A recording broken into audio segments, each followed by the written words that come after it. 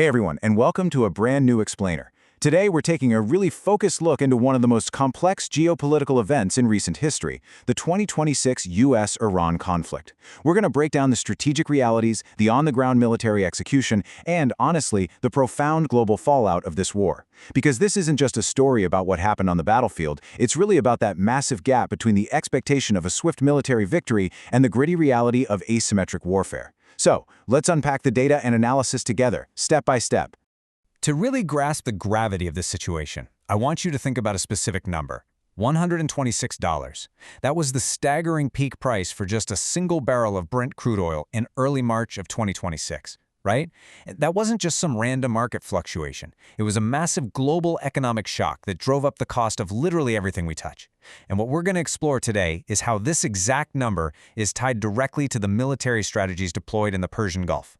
Like, how exactly did a focused military campaign lead to the largest disruption of the world oil market in history?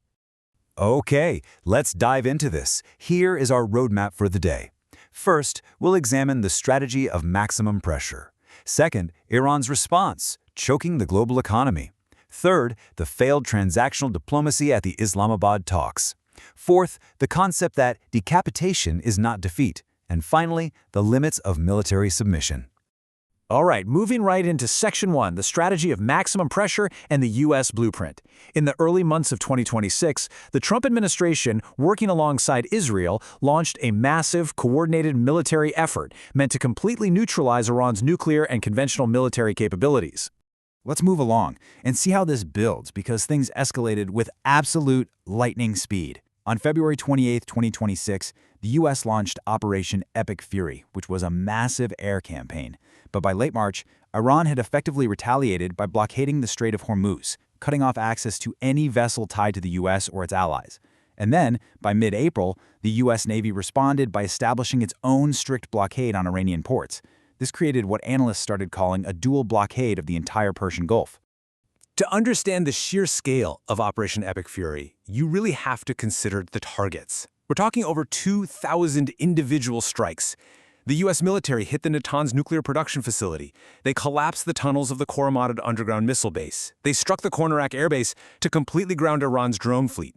And fundamentally, they targeted the absolute highest levels of national leadership. The whole goal was to dismantle Iranian power projection completely. But crucially, and this is a really important detail, some targets were strategically avoided. For example, the Bushehr nuclear reactor was spared, partly to prevent a catastrophic radioactive incident, but also specifically to avoid killing the 637 Russian staff members working inside. Which brings us to Section 2, choking the global economy, detailing Iran's asymmetric response. Faced with overwhelming U.S. and Israeli air superiority, Iran knew for a fact it could not win a conventional head-to-head war. And this brilliantly illustrates a massive contrast in military thinking. On one side, you have U.S. conventional might, highly advanced air power, systematically dismantling hard targets, and leadership. But Iran's reality was entirely asymmetric.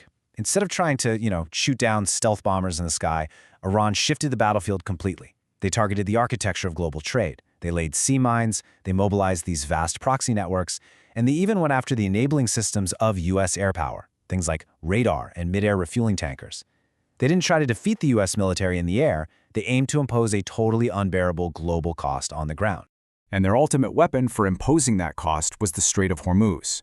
We are talking about a choke point that is just 21 miles wide at its narrowest point. When Iran shut this down, the ripple effects were literally catastrophic.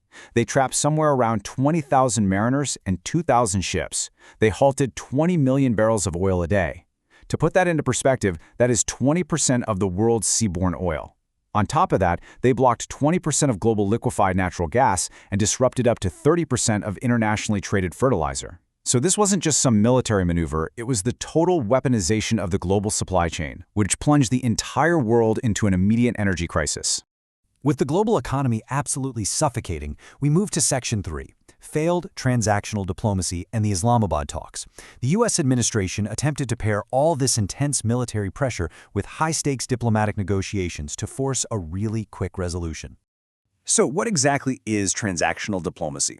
Well, in theory, it's an approach that requires both sides to come to the table ready to bargain, giving something up to get something else and secure a strategic deal. But as strategic experts have pointed out, the Islamabad talks entirely collapsed by April 12th. Why? Mostly because true transactionalism never actually happened. Neither side genuinely intended to make the deep, structural concessions required to lock in a durable deal. Let's look at the disconnect here. The U.S. went into negotiations demanding zero uranium enrichment, strict caps on ballistic missiles, and an absolute end to proxy support. But Washington profoundly underestimated Iran's willingness to just keep the Strait of Hormuz closed. Iran's negotiators basically realized that the U.S. hadn't adequately planned for the massive economic fallout of a prolonged blockade. And because they held that leverage, the quote-unquote headline concession, meaning the complete surrender of Iran's nuclear and proxy capabilities, was a demand Iran felt it simply never had to agree to. Moving on to Section 4. Decapitation is not defeat. This brings us to a fascinating concept that military theorists refer to as the Hydra effect. Now, what's really interesting about this is that there is this seductive logic in warfare, right? The idea that if you cut off the head of the enemy, the body will just naturally stop moving. But as strategic analysts clearly note, power doesn't just disappear when a supreme leader dies. It fragments. The U.S. celebrated their strikes against senior Islamic Revolutionary Guard Corps commanders as these huge decisive blows. Yet within Iran's security apparatus, that power simply dispersed into highly motivated, deeply ideologically committed units. Let's walk through how this Hydra effect actually plays out on the ground. Step 1. Central Command is decapitated by overwhelming airstrikes. Step 2. The traditional, state-controlled civilian diplomatic constraints back in Tehran are now entirely removed. And Step 3. Hardline proxy nodes. Whether we're talking about Hezbollah in Lebanon, the Popular Mobilization Forces in Iraq, or the Houthis in Yemen, they now operate with full, uninhibited autonomy. By destroying the top-down hierarchy, the military campaign inadvertently transformed a structured, state-controlled military into a heavily armed, entirely decentralized insurgency spread across multiple borders. Which leads us nicely into Section 5, the limits of military submission. Was total victory or absolute submission ever actually a realistic endpoint for this campaign? Before we answer that, we absolutely have to acknowledge the immense, staggering toll this conflict took on Iran.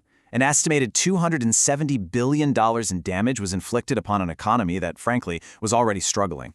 The military strikes completely devastated infrastructure, and the civilian population was left desperate. The punishment was severe, and it was undeniable. And yet, despite this astronomical economic and military damage, it did not trigger an unconditional surrender. It didn't lead to a complete regime collapse. So the crucial point is, why is total submission highly improbable? Well, there are 4 major structural reasons. First, look at the geography.